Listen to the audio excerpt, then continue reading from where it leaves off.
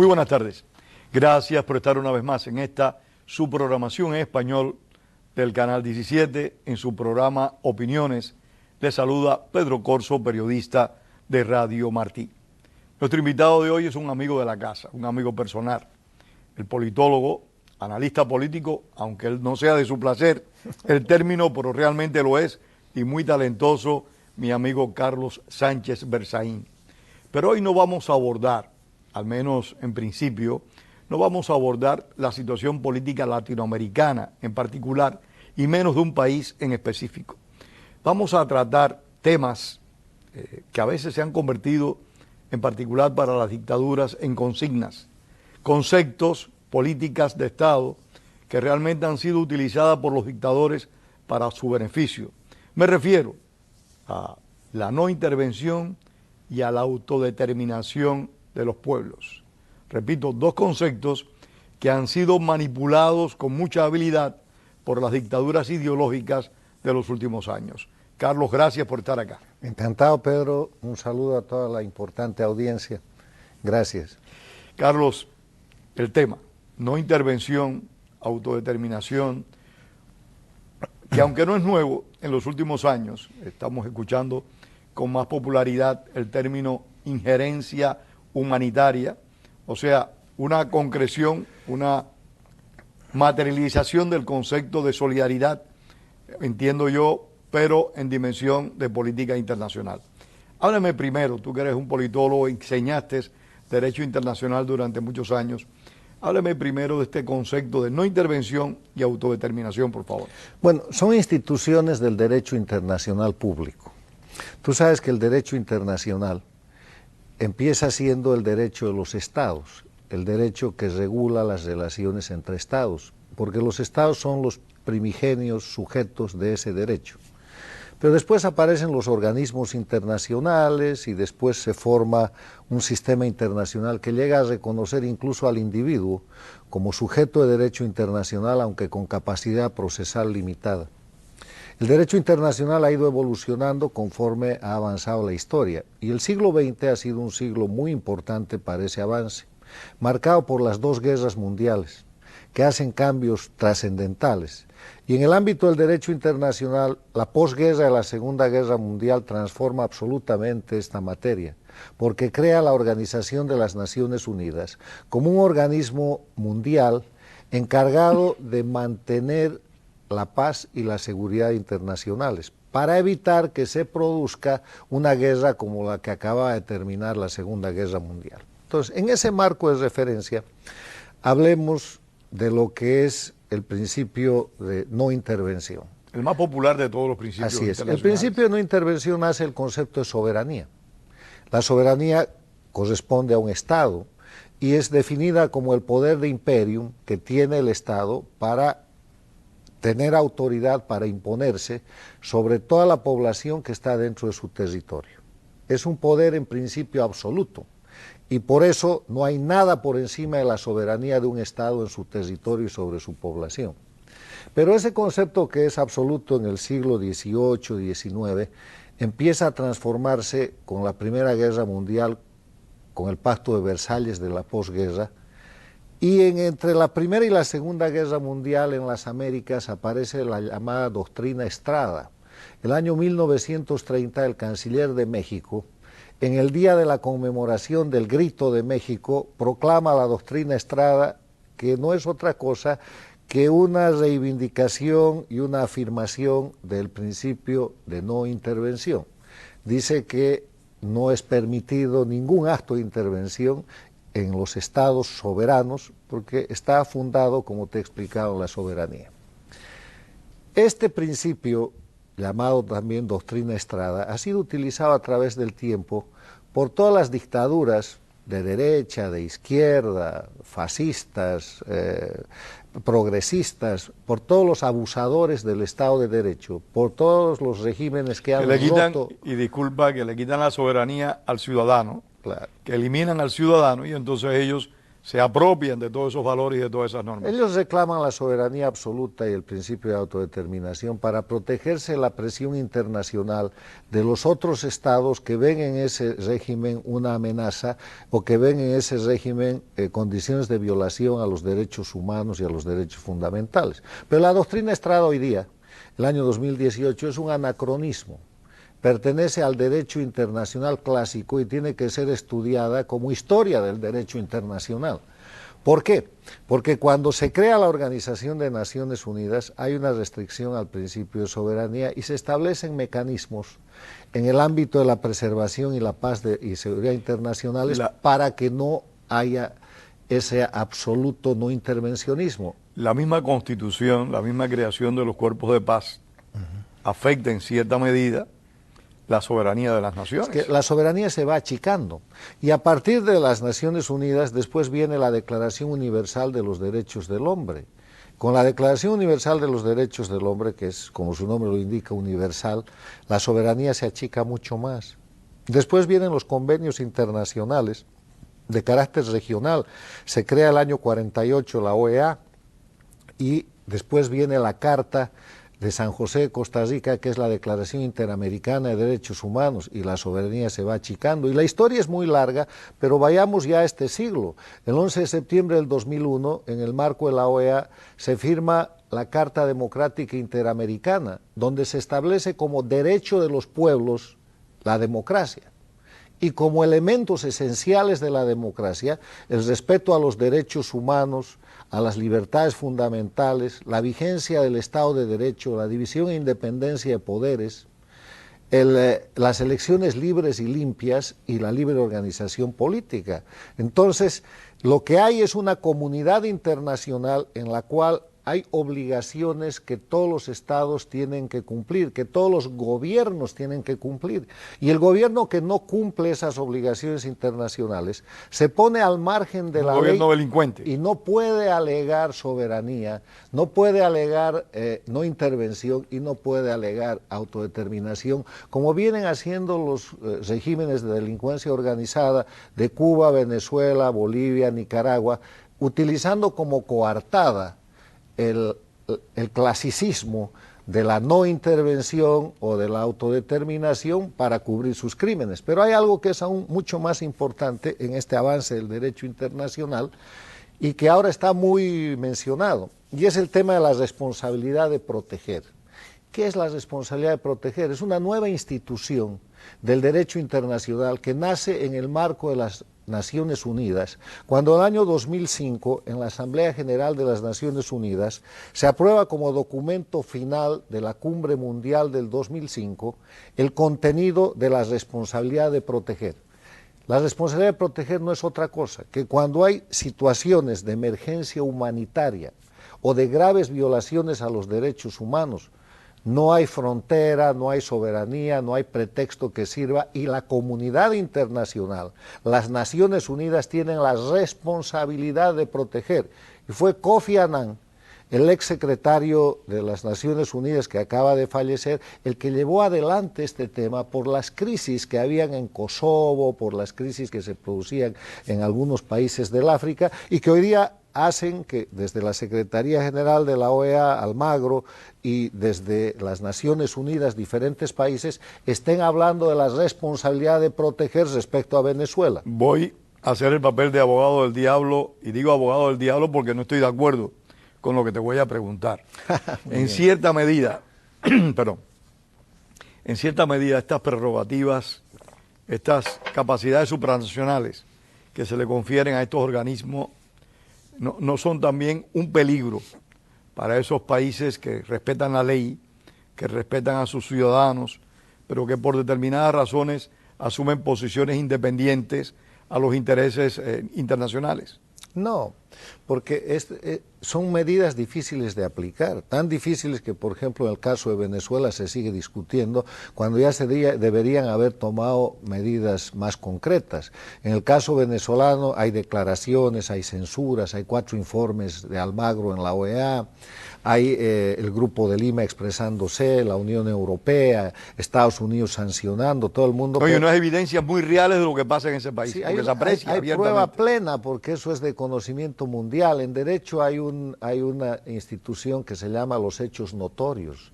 Un hecho notorio jurídicamente es algo que se ve, que no se puede negar. Y eso está pasando en Venezuela. No necesita prueba. Y eso es lo que pasa respecto a Venezuela, pero todavía tú no ves una medida concreta de la comunidad internacional destinada a apagar el foco que produce eso, que es terminar con el régimen castrochavista de Venezuela.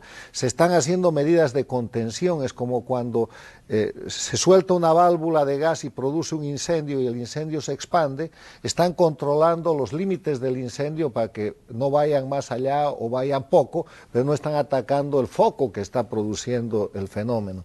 Entonces, lo que tú preguntas no es un riesgo, más bien se está estudiando la manera de cómo establecer mecanismos más dinámicos para que la responsabilidad de proteger, la protección a la paz y seguridad internacionales, la defensa internacional de los derechos humanos y la protección del derecho de los pueblos sea más efectiva. Normalmente cualquier decisión de esas características, creo yo, va a demandar el uso de la fuerza. Es que termina con el uso de la fuerza. Para y eso... el uso de la fuerza implica que va a haber hijos que no son del país en problemas, que pueden morir por tratar de llevar la libertad y el derecho al país que está en crisis. Sí, políticamente y jurídicamente el uso de la fuerza en el marco de las Naciones Unidas supone un consenso del Consejo de Seguridad. Seguro. Y el Consejo de Seguridad tiene 5 miembros permanentes que tienen derecho de veto. ¿Qué quiere decir derecho de veto? Quiere decir que pueden paralizar una decisión del Consejo de Seguridad cuando no están de acuerdo.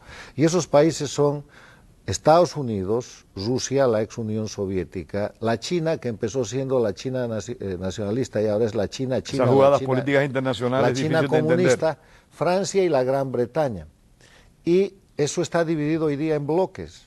Rusia y China respaldan las dictaduras y vetan decisiones que pueden perjudicar a Cuba, a Venezuela, a Bolivia, a Nicaragua y en otros sentidos a otras dictaduras. Incluida Corea, han vetado muchas resoluciones que afectan a Corea. Porque la propia China sigue siendo una dictadura, será la segunda economía del mundo, se habrá no deja de ser capitalista, una dictadura. Pero es una dictadura. Lo que demuestra es dura. que ni el turismo, ni la gestión económica privada realmente son factores que promueva la democracia y la libertad cuando el poder central está en un grupo en particular. Promueven cierto tipo de libertad, pero una libertad que no es restringida, Carlos, no es libertad, porque está condicionada. No merece el nombre de libertad, porque la última palabra siempre está en manos del régimen. Está condicionada.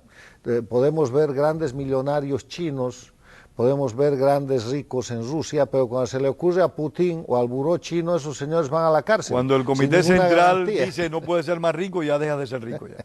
Bueno, entonces en esa dinámica, este es el marco de referencia, pero yo quisiera agregar a eso una otra institución del derecho internacional clásico que sí está en vigencia, que es la legítima defensa.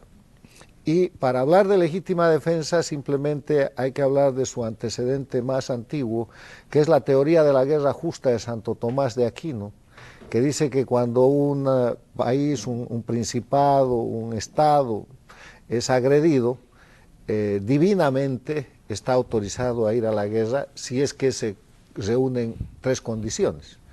Primero, que no haya otra manera de evitarlo, que tenga la certeza moral de la victoria y que tenga el propósito de una paz justa. A partir de eso se desarrolla la doctrina de la legítima defensa, que no es otra cosa como la legítima defensa en el derecho interno, que cuando un Estado es agredido por otro, tiene el derecho de tomar las medidas adecuadas para evitar el daño y protegerse. Y cuando una persona es agredida por otra, la persona tiene derecho a la legítima defensa.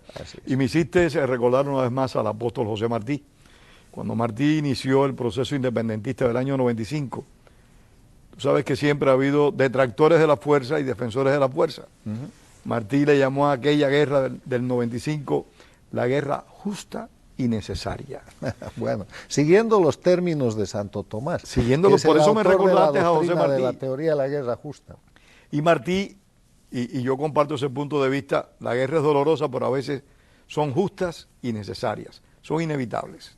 Bueno, en ese tema, sin hablar de guerras, estamos hablando de la situación de Venezuela, que ya representa como Estado, como delincuencia organizada que ha tomado el poder, un peligro real y efectivo para sus vecinos y para otros estados. Con esa crisis humanitaria que ha producido, está destrozando la seguridad y la economía de Colombia, del Brasil, del Ecuador, del Perú, de Chile, de Panamá, obviamente Colombia, y presionando sobre los Estados Unidos y los países centroamericanos, porque no es fácil cuando tú tienes una economía en crecimiento como la colombiana o una economía en crisis como la ecuatoriana, que te lleguen 500.000 de ciudadanos no a los es fácil, que tienes que... Carlos, para ningún lugar. Yo he leído que cuando la dictadura de los Castro, manipulando la situación interna, dejó salir de Cuba 125.000 personas, que todas vinieron para Estados Unidos, el país este, que es el más grande y el más poderoso del mundo, se sintió afectado. Bueno, de ahí que la migración forzada es un arma de agresión. Pero es que el castrismo lo ha utilizado con frecuencia. Y lo que está haciendo Venezuela es repetir la práctica castrista de la presión, no con 120.000 personas, sino con casi 2 millones de personas, presionando no a un país, sino a toda la América. Y en ese plano, yo sostengo que países como Colombia tienen el derecho de legítima defensa. Ahora hay la presión internacional y la presión publicitaria, bien manejada también por las dictaduras, que dicen tienen que ser solidarios. Claro, destrocen sus economías, yo les mando gente, sean solidarios, instalen esa gente y después que me empiecen a mandar dinero como remesas para que la dictadura sobreviva. La jugada es triple y es el crimen perfecto. Siempre lo han hecho. Castro en eso fue un gran manipulador y generó en Cuba condiciones y en primer lugar le transmitió a la ciudadanía la convicción: no hay esperanza, esto es inamovible y la solución es que ustedes se vayan si no quieren vivir en este paraíso, entre comillas. Bueno, entonces, ¿qué hacer frente a esta situación? Porque la audiencia dice, bueno, Pedro y sus amigos discuten las cosas y el análisis es perfecto, pero ¿y qué es la solución? La solución en este tema específico de Venezuela, en mi modesta opinión, que abarca además el tema de Cuba, Bolivia y Nicaragua, las 4 dictaduras que hay en las Américas, es primero un acto de conciencia de los países democráticos de que estas dictaduras representan una amenaza para ellos y que no es por solidaridad que tienen que actuar, es por responsabilidad propia, porque la próxima dictadura puede instalarse en El Salvador, puede instalarse en República Dominicana, puede instalarse en el Perú, en cualquier país donde la vinculación y el dinero mal habido, que es millonario, del castrochavismo, llegue y tome, como empezó en Venezuela, como empezó en Bolivia, como empezó en Ecuador y en Nicaragua, democráticamente, entre comillas, el poder y después subviertan el orden establecido constitucionalmente y terminen instalando nuevas dictaduras. Lo primero es saber que son una amenaza y a las amenazas se las controla legalmente y lo legal es empezar a aplicar medidas urgentes, colectivas, en el marco del derecho internacional, en las Naciones Unidas, en la Organización de Estados Americanos y además acciones propias para terminar con esas dictaduras. No quiere decir guerra, no quiere decir necesariamente actos de violencia, pero quiere decir, por ejemplo, cortes comerciales, desconocimiento del gobierno venezolano, constreñirlo a quedar en una situación de extinción rápida de manera que dejen el poder. Ahora, Carlos, perdón, ¿solo medidas de esas características crees tú que puedan asfixiar a estos gobiernos que tienen una demostrada voluntad de poder? Sí, lo que asfixia a estos gobiernos son medidas concretas y amenazas creíbles. Todos los gobiernos funcionan con economía. Y estos gobiernos funcionan con una economía que es además criminal, que es la economía del narcotráfico y la economía del terrorismo, que son miles de millones de dólares. Lo que hay que hacer en las Américas, entre otras cosas, es una decidida y clara lucha contra el narcotráfico. pero de carácter regional y de carácter institucional, que ponga las 200.000 hectáreas de cultivos de coca que se han desarrollado en Colombia con las FARC a una dimensión de que desaparezcan, que las 70 u 80.000 hectáreas que Evo Morales y sus dirigentes cocaleros han desarrollado en esa dictadura, cuando el año 2003 solo habían 3.000 hectáreas Carlos, de coca estamos ilegal, viendo se reduzcan. Políticos en las democracias, aquí en Estados Unidos, que están propugnando, que están empujando la legalización de las drogas. Sí, pero hay dos clases de drogas. Hay las drogas blandas y las drogas duras. La marihuana está entre las drogas blandas y con disidencia de opinión la corriente va por la legalización de ese tipo de droga, inclusive por materia interna y materia de salud. Pero la cocaína es una droga dura, los opiáceos son las drogas duras, ahí no hay salida.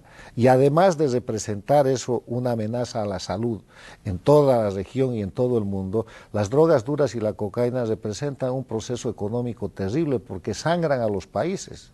La marihuana es de producción y de consumo nacional en cada país. Carlos, Uruguay ha legalizado la marihuana, produce su propia marihuana. La cocaína solo se produce en Colombia, Bolivia y Perú. No hay otro sitio donde se produzca coca en esas cantidades. Y tiene un hub, un eje que es Venezuela, administrado por Cuba, y todo eso produce un fenómeno multimillonario que tiene que ser atacado seriamente. Estamos hablando de atacar el corazón del tema, y si hay una lucha antinarcóticos, anticocaína seria, como la hubo a principios de la década del 90 en la región y el mundo, esas dictaduras no sobreviven. Yo veo la situación esa muy complicada con la corriente que hay, porque uno aprecia que primero demandamos correr un poquito la cerca y después pedimos todavía correr mucho más allá de la cerca. Lo que denominamos drogas blandas y drogas duras son, al fin de cuentas, en mi opinión, drogas. Bueno, ahí hay una discusión, pero yo te quiero decir, parte de la propaganda en pro de la legalización de las drogas ha sido promovida, financiada y es sostenida por las dictaduras que hacen drogas. Sin duda. Entonces, ¿de qué estamos hablando? Sin duda que son elementos que nutren a las dictaduras. Así como las fábricas que producen cigarrillos, en su momento hicieron grandes propagandas para la producción del cigarrillo y qué sé yo, y terminaron perdiendo aquello. Los países vinculados al narcotráfico, los narcoestados, Venezuela, Bolivia, Cuba, Nicaragua y sus socios están promoviendo la despenalización de las drogas. Si Evo Morales el año 2016 en la Asamblea de las Naciones Unidas ha dicho que la lucha contra el narcotráfico es un instrumento de opresión del imperialismo inventado por los Estados Unidos para someter a los pueblos. Ellos hacen su propaganda en base a eso. En el año 1961 cuentan que Ernesto Che Guevara, 61, dijo que había que tratar de incentivar el tráfico de drogas hacia Estados Unidos para destruir la juventud estadounidense. Bueno, pero esto ya son las Naciones Unidas y es un jefe de Estado, de un narcoestado como es Evo Morales, en lo que ha convertido a mi querido país Bolivia, pero que lo dice, lo financia y lo difunde. Y que ha llevado, te voy a dar un par de datos, a inundar con la producción de droga que hace en Bolivia toda la región, Chile, Brasil, Argentina, han tenido un incremento en lo que es el consumo interno de droga muy grande, al punto que están haciendo trabajos de cerrar sus fronteras. Macri ha cerrado la frontera con Bolivia y ha destacado una fuerza especial antinarcóticos. Chile está en lo mismo y está desarrollando ahora operaciones de seguridad contra el crimen organizado transnacional en toda la zona norte de Chile, que es la frontera con Bolivia, y el Brasil ha reforzado operaciones aéreas y de tierra para capturar la droga que Evo exporta desde su narcoestado. Esta situación de la droga puede generar esa implementación de la política que tú mencionabas hace un rato, de la autodefensa. Por legítima defensa, los países tienen que hacer un plan serio de alcance regional para terminar con la producción de cocaína y del sistema de narcoestados en la región. Entonces habrán herido de muerte a las dictaduras. Pero no es eso solo. Además de eso, estamos hablando de la violación de los derechos humanos. Cuba, Bolivia, Venezuela, Nicaragua son países con presos políticos. En el Ecuador de Correa todavía siguen habiendo presos políticos. Son países con exiliados políticos y son países donde la justicia se utiliza como mecanismo de persecución y de represión política. Eso no es aceptable. Y se criminaliza la oposición. Así es, eso no es aceptable. Todo el mundo lo sabe, pero ¿cuánto tarda en abrirse un caso que todavía no se ha abierto en la Corte de la Haya contra estos dictadores para que sean enjuiciados criminalmente? La Convención de Palermo está ahí, la hemos explicado. Puede cualquier Estado miembro de la Convención, cualquier país latinoamericano, con sus propias leyes y en su propia fiscalía, abrir causa contra Maduro, abrir causa contra Morales, contra esta gente que está delinquiendo y les está causando daño. Ninguno lo hace. Tenemos que pasar del discurso y la declaración a acciones concretas. Y lamentablemente se nos acaba el tiempo, pero hay que reconocer que una de las pocas expresiones de solidaridad concreta, manifiesta de América Latina en equipo, es la que ha tenido lugar ahora al Chile, Argentina y varios países más, poner una demanda contra Venezuela 6 países. En la Corte Penal Internacional, ¿Sí? Al que se sumó recientemente Francia. Vamos bien, también. Estamos en ese camino, esto de lo que estamos hablando que puede Pero mi pregunta, teórico, y ahora es la herida como cubano, no entiendo que se haga eso solo contra Venezuela, cuando tenemos un régimen que, como tú y yo hemos conversado en muchas ocasiones, es el cáncer matriz de todos los males que está teniendo América Latina, que es la dictadura cubana. ¿Por qué no ponen una similar demanda contra el régimen de La Habana? No hay que darle a Cuba el privilegio de separarla de sus colonias. Las dictaduras en América Latina son 4, Cuba, Venezuela, Bolivia y Nicaragua, son interdependientes entre sí y el dueño de ese proyecto es Cuba. Al demandar a Venezuela están hiriendo de muerte a la dictadura cubana, porque el día que Cuba pierda a Venezuela se le acabó el suministro. Mira, Carlos, de mucho o poco dinero. Perdona no tener ese entusiasmo que tú tienes. Con declaraciones como la del presidente de Panamá la semana pasada ante Naciones Unidas, que aludió a la situación crítica de Nicaragua, aludió a la situación dificilísima de Venezuela. Estoy hablando del presidente de Panamá, Varela, ha dicho tranquilamente, y tenemos que ayudar a que le levanten el bloqueo a Cuba. Bueno, Varela es conocido por su procastrismo desde siempre. De acuerdo, o sea, pero será procastrista, pero es presidente de un país. Bueno, es que así... Y es la actitud general de los gobernantes de América Latina, Carlos. Macri, te interrumpo, que no me gusta hacerlo.